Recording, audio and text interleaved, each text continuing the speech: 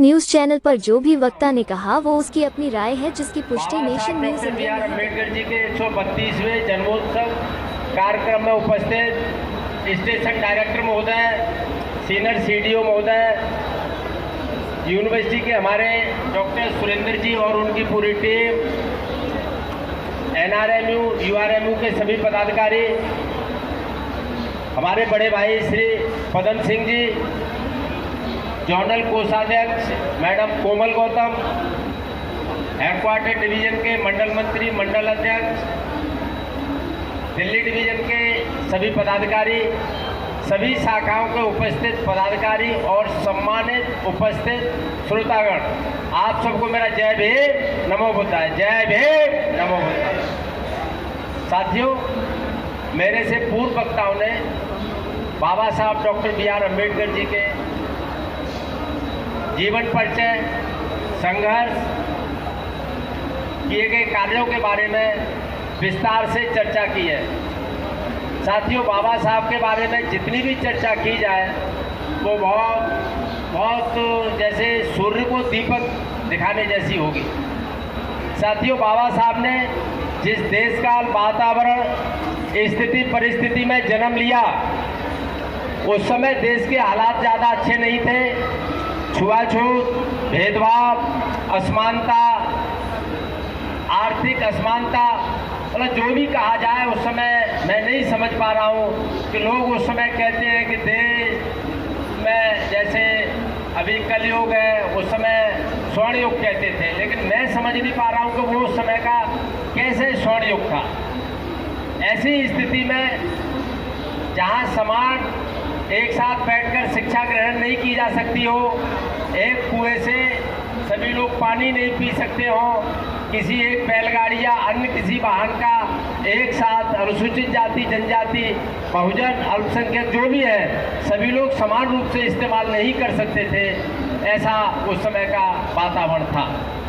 साथियों, यूँ तो प्रकृति की देन है, हवा, धूप, पानी, बहुत सा पृथ्वी, इन पर किसी का एक विशेषाधिकार नहीं है, लेकिन फिर भी व्यक्ति वर्ग विशेष ने इस पर अपना एक आधिपत्य जमा रखा था।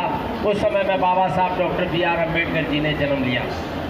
साथियों, बड़ा होने के पश्चात उनकी पढ़ने की इच्छा हुई जैसे अन्य बच्चों की होती है, लेकिन उस समय के हालात इतने अच्छे नहीं थे, चूँकि उनको एडमिशन नहीं दिया गया। लेकिन चूँकि इनके पिताजी सेना में सूबेदार थे तो उन्हें कुछ नियम कानून मालूम थे, तो उन्होंने उसका इस्तेमाल करते हुए बाबा साहब डॉक्टर B.R. अम्बेडकर जी को एक पालक के रूप में एडमिशन कराया। बड़ी मुश्किल से एडमिशन हुआ। एडमिशन में शर्त रखी गई कि वो अपनी जो पाठपट्टी या बैठने की वो घर से लेके आएंगे, क्लास के बाहर बैठ के वो शिक्षा ग्रहण करेंगे, किसी भी बच्चे के साथ घुलेंगे मिलेंगे नहीं, वार्तालाप नहीं करेंगे, किसी को छुएंगे नहीं, और जो पीने का पानी है, जो एक घड़ा एक स्कूल के बाहर रखा रहता था, मैंने भी बहुत दिनों तक देखा है, उस घड़े से अन्य सामान्य वर्ग के बच्चे सीधे पानी पी सकते थे, लेकिन बाबा साहब को ये शर्त रखी गई कि आप घड़े को नहीं छुएंगे, आपको जब भी प्यास लगेगी आप बताएंगे, कोई दूसरा आपको पानी पिलाएगा, आप बैठेंगे और आप हाथ ऐसे करेंगे और वो लगभग 3 फीट ऊपर से पानी डालेगा। क्योंकि इनके पढ़ने की इच्छा थी और प्रकृति होनहार को कोई रोक नहीं सकता।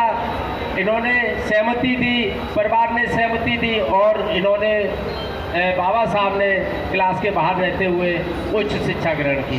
साथियों, अभी एक ये एपिसोड चल रहा है, उसमें बताया गया कि कई बार अध्यापक द्वारा पूछा जाता, लेकिन अगर ये अच्छा जवाब देते, सही जवाब देते, तब भी इनके जवाब को मान्यता नहीं दी जाती।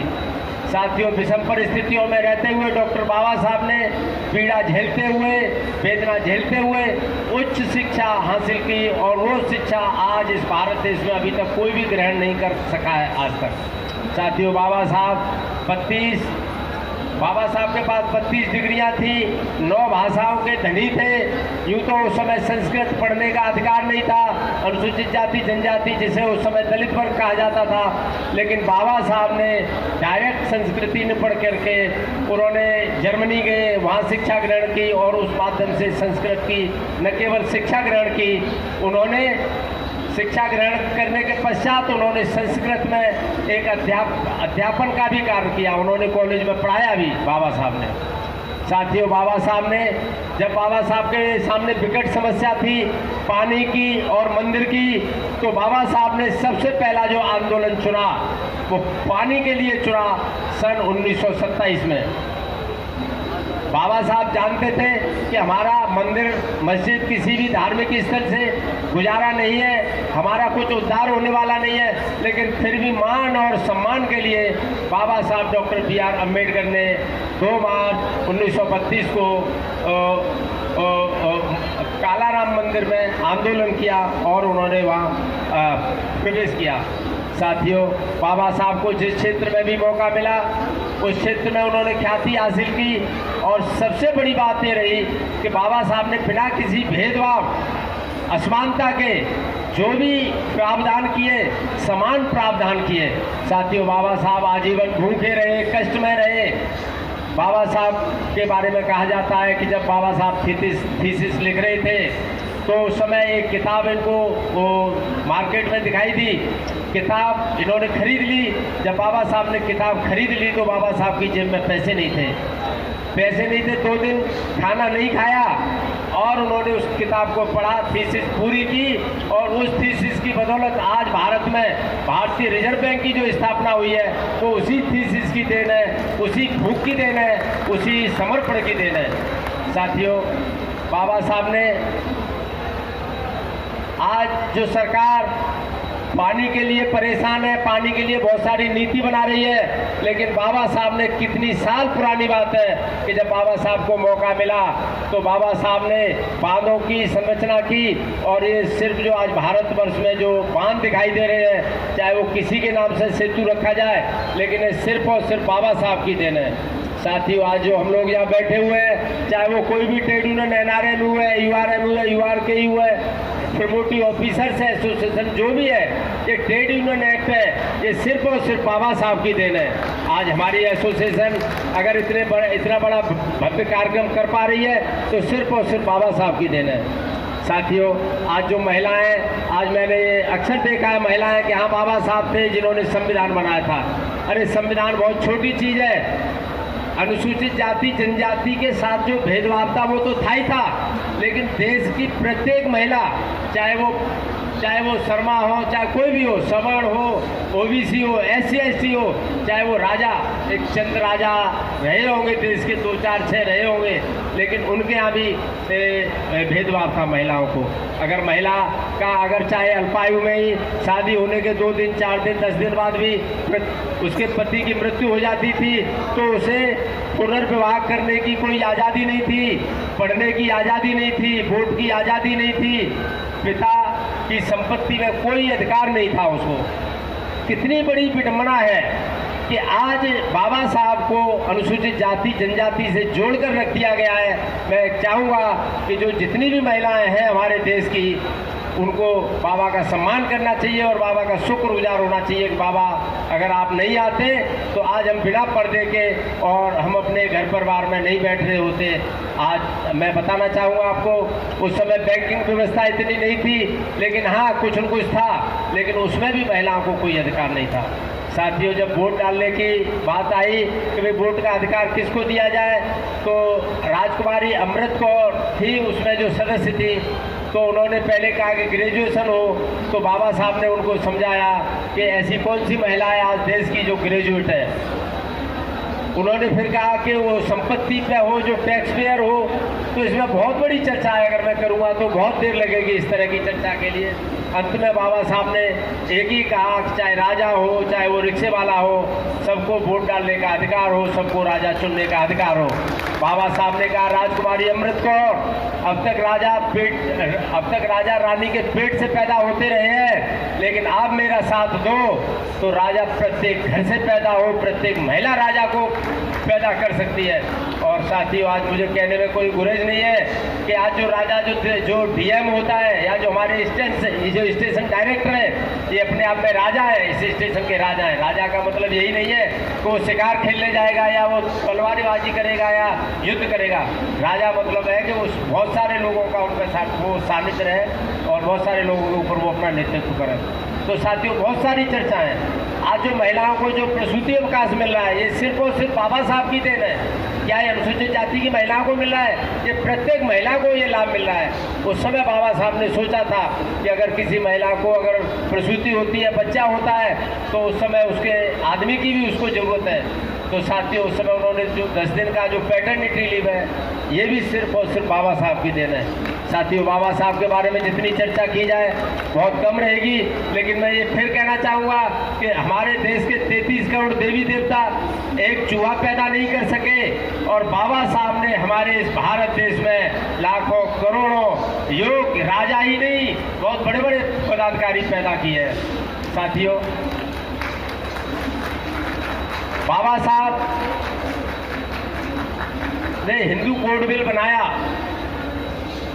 जवाहरलाल नेहरू ने ये प्रतिज्ञा की थी कि आप कोड बिल बनाएं, मैं इसको पास करा के रहूँगा। बाबा साहब ने कहा कि अगर किसी कारणवश ये पास नहीं हुआ तो कि मैं अपने पद से इस्तीफा दे दूंगा। साथियों, हिंदू कोड बिल की स्थापना हुई, बना, पास होने की जब नौबत आई तो यही हमारी चंद महिलाएं थीं जो आगे आ गई और उन्होंने विरोध किया। जवाहरलाल नेहरू जी ने तो इस्तीफा नहीं दिया, लेकिन महिलाओं के सम्मान में डॉक्टर बाबा साहब बी.आर. अम्बेडकर ने इस्तीफा दिया और उन्होंने कहा कि मैं जब तक मेरा जीवन है मैं सिर्फ और सिर्फ महिलाओं के लिए काम करूंगा और देश के जो वंचित समाज है उसके लिए मैं काम करूंगा। तो साथियों, आज इस जो हमारा ऐतिहासिक स्टेशन है दिल्ली, ये वो तो नई आ गई, इसमें नया नहीं लगा है, ये हमारी ऐतिहासिक स्टेशन है। और इस ऐतिहासिक स्टेशन को स्टेशन डायरेक्टर जो रहे, इन्होंने बड़ा सींचा है, संभाला है और बड़ा खूबसूरत इसे बनाया है। और हमारे इस एसोसिएशन के लिए इन्होंने बहुत सहयोग किया है। तो मैं इस कार्यक्रम में आयोजक, प्रायोजक, सभी उपस्थित गणों से मैं सबको बधाई दूंगा, हार्दिक अभिनंदन, हार्दिक धन्यवाद। और मैं यही कहूँगा कि बाबा साहब के बताए हुए रास्ते पर हम सभी चलने का प्रयास करें, इसी में हमारा कल्याण है। साथियों, बाबा साहब जब हिंदू धर्म की कुरीतियों को दूर नहीं कर सके, बहुत प्रयास किया। बाबा साहब ने कहा था कि मैं हिंदू धर्म में जन्म लेना मेरे बस में नहीं था, लेकिन मेरे बस में है, या तो मैं इसकी कुरीतियों को दूर कर दूंगा, अगर कुरीतियों को दूर नहीं कर पाया तो मैं स्वयं हिंदू धर्म छोड़ दूंगा।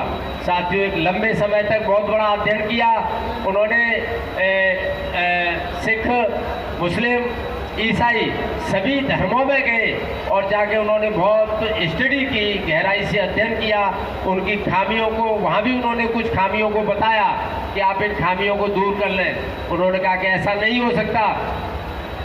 बौद्ध धर्म का जो वैज्ञानिकता पे आधारित, सभी धर्मों को समता समानता पर आधारित, और बौद्ध भी कहते हैं कि मुझे पूजने की जरूरत नहीं है, आप स्वयं अपने दीपकों, आप स्वयं उजाला करो, अपना कल्याण करो, अपने देश का कल्याण करो। साथियों, बाबा साहब डॉक्टर भीमराव अम्बेडकर जी ने 2 साल 11 माह 18 दिन में जो देश के लिए जो संविधान दिया, उस समय रूस का, पाकिस्तान का, अन्य देशों के भी बहुत सारे संविधान बन रहे थे, लेकिन बाबा साहब के द्वारा बनाया गया संविधान अभी भी अखंड है। भारत हमारा अखंड है, और जो भारत आज अखंड है वो सिर्फ और सिर्फ संविधान की देन है, और वो सिर्फ बाबा साहब की देन है। साथियों, बहुत सारे लोग कहते हैं कि संविधान बहुत सारे देशों के संविधान को पढ़ के बनाया गया था। हाँ, मैं निश्चित तौर पर इससे मैं भी सहमत हूँ कि बाबा साहब ने बहुत सारे देशों के जो संविधान थे उनके संविधान को पढ़ा था, देखा था। लेकिन साथियों, दूध होता है, दूध में से मक्खन निकालना, मक्खन में से घी निकालना, ये बाबा साहब की देन है, जो उन्होंने रिफाइंड किया और जो जहाँ अपनी आवश्यकता के अनुसार जोड़ा और जहाँ आवश्यकता के अनुसार उन्होंने छोड़ा। तो साथियों, मैं देश की अखंडता के लिए, देश के लिए हमें सबको मिलकर काम करना चाहिए। और मैं प्रशासन को ये बताना चाह रहा हूँ कि वैसे हमारे पांडे जी जब से रेल में आए हैं, मेरे बड़े अच्छे संबंध रहे हैं, और शायद ही ऐसा कोई एक आधी बार कोई रहा हो जो मुझे इससे शिकायत रही हो, क्योंकि ये अपने स्तर से ही हमें बहुत बड़ा सहयोग करते रहते हैं। लेकिन मैं फिर भी कहना चाहूँगा यहाँ सभी से कि आज देश अनुसूचित जाति जनजाति के विशेष योगदान से चल रहा है। मुझे सभी से मेरा अनुरोध है कि सभी लोग इनको मान सम्मान दें, अधिक से अधिक इनसे काम लें। ऐसी मैं आप सभी से उम्मीद करता हूँ। इस कार्यक्रम, भव्य कार्यक्रम के आयोजन के लिए आप सभी को हार्दिक शुभकामनाएं, बहुत बहुत धन्यवाद, बधाइयाँ। जय भीम। राष्ट्रीय महामंत्री श्री अशोक कुमार जी को आज आना था, लेकिन किसी कारणवश आज वो भुसावल चले गए हैं, तो इसके लिए मैं राष्ट्रीय महामंत्री की अनुपस्थिति में भी हम सबने बहुत खूबसूरत कार्यक्रम आयोजित किया है। इसके लिए बहुत बहुत धन्यवाद आपका। जय भीम, नमो बुद्धाय। जय भीम, नमो। जिंदाबाद जिंदाबाद। अरे वो